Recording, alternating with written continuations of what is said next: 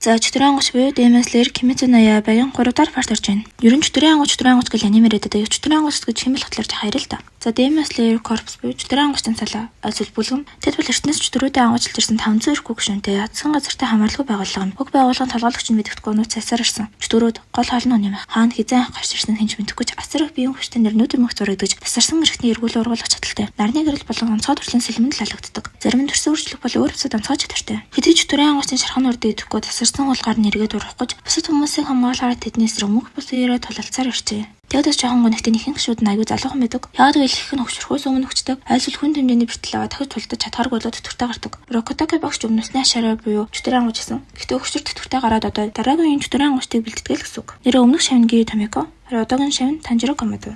3 дахь ранг Сабита ба Макомо. Танжирогийн бэлтгэл хандаад уулнаас байгуулсан. Хэдий улам хурдтай хүчтэй өрхнүүдээс нь балтаж чаддаг. Болсон өрхнүүд нь жигнээс алхаж амжуулаад идэв. Дараа нь сэлэмтэй уулнаас болсон өрхөнд орж өдөр бүр хөтлөс сэлэм савчиж.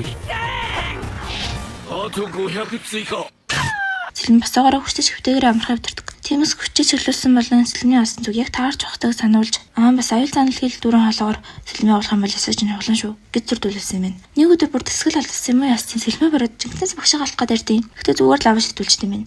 Энэ бэлтгэлийнхаа нэг хэсэг юм ах уу. Зөв барилаар өнөө жонсны хандараа хурдан босох юм. Дараа нь бүрэн төрлөөр амьсгал их зүй заалгууллаа. Энэ амьсгал нь олон төрөл байдаг Рокотаки багш болсон амьсгал эзэмшдэг. Тэгээд үүнийхэн бүх харан хэлбэрийг Танжиро зааж өглөө. Энэ амьсгалын гол учир нь урт амьсгаа авч биеийнхээ эспортлог хүчилтөр хүч оруулснаа биеийн эдгээр хурд хүчийг нэмэгдүүлдэг. Эхлээд дээд биеэс суллаад доод биеэ чангал. Тэгээд амьсгал. Буруу энэ, буруу энэ, буруу энэ, буруу энэ өдөрлөө өдөржингөө илэгдүүллээ.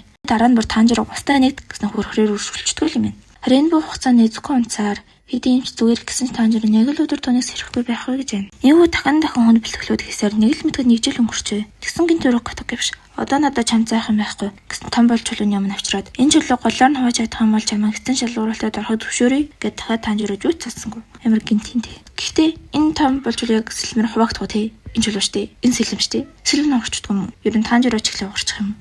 Тэгээ Танжиро ямартаж хуваахаар зүтгээд бэлтгэлийн тэмдэглэлээ ахин дахин уншиж өдөр бүр тэлхлээ эсэрээс нь чулуу хувааж чадсангүй. 6 сарын дараа найдвараа алдаж эхлээд толгоогоор чулуу зөхөж байсан ч ханаас жимнийг өнгөн багтаагт гараад ирлээ. Тэгснэ бүр ямар ч хүний өнөргүй. Хүний өнөргүүд нь шууд татгараа шүү. Өргөн хүний байтаг бүр ямар ч өнөргүй. Шууд л Танжироо дээрч удаан суулдараа төлөвшөөг чигээр хүмиш нана хэр удаан суухгүй. Дээрээ дээр. Гэтэ би жихэн чи модон сэлэм тийштэй.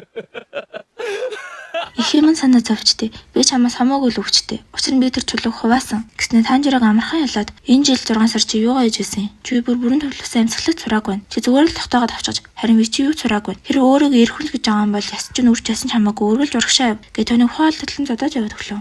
Танжиро сэрхэд хажууд нь өөр нэг өнгөн багтаа охин байлаа. Танжиро сэрэж чутууны ямар ч илүү өдлөн гайхалтайс намхтаж би яг түн шиг болмоор энэ гэхдээ би байгаа болохоор чи чадна гэж байна. Энэ охины нэр бол Макомо. Харин түрүүний тоорон өнгийн өстэй хүү бол Сабито. Макомо Танжиро бэлтгэж түүний элдэн муу сурчлуудыг зааж өглөө. Бүрэн төвлөрсөн амьсгал гэдэг бол үнэндээ цусны хэрэглэлтэй харьцаа зүрхний цохилтын нэмэгдүүлснээр хүн чөтгөртэй адил өчөөгдөг зөвхөн төрийн ангаж ашигладаг тусгай арга. Хамгийн гол нь уушгаа хамруулснаар их хэмжээний агаар цуснаа чингаснаар булчингаа хүчтэй болгох. Макомо энийг Танжиро тайлбарлаж өгсөн ч Танжиро холиодгүй гэсэн зэрэг гаргасан маацтай. Ер нь бол чөтгөрөд аимшигтай хүчтэй штэ. Ингэн бол хаан чургүй. Харин чөтгөрийн ангажид нэг тусгай амьсгалах арга ашигласнаар тэдний хүчтэй болж эдний ангажлагаа гэсэн үг. Макомо их сонир хүн хаанаас ирсэн огт хэлдэггүй ирнэ байнга ирд үзүүлэн би Рокотаки багшид маш их хайртай. Сабито тэр хоёр жинхэнэ ахтус биш. Өнчөрч цуцсан байхад нь Рокотаки багш тэднийг олж өсгсөн. Бас нэг удаа Танжирод энэ зөвхөн бит хоёр ч маш олон хүмүүс байдаг. Бид бүгд чамайг ажиглаж байдаг гэж хэлж байсан. Танжиро өдөр бүр сэлдэж унтлаа амьсгалын болон бусад асгалуудыг хийж байсан ч Сабитог ялахгүй ивэр. Ахин 6 сар өнгөрөхөд Танжиро өсвөр амар ургацсан магадгүй. За гэхдээ илүү чухал нь өнөөдөр Танжиро түүнийг тулаанд дутгаж ихэнх сэлэмтэй ирсэн нэлээ. Бүтэн 6 сарын дараа чийдсэн нэг юм ир хүн шиг харагдаж байна. Тулаан бол хин илүү хурдтай хүчтэй байсан нь ялдаг. Тулаан 20 минут дотор дуусч энэ өдөр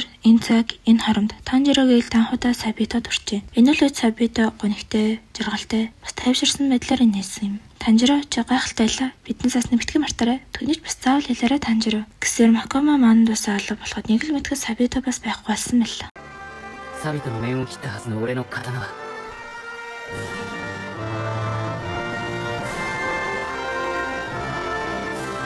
岩を切っていた。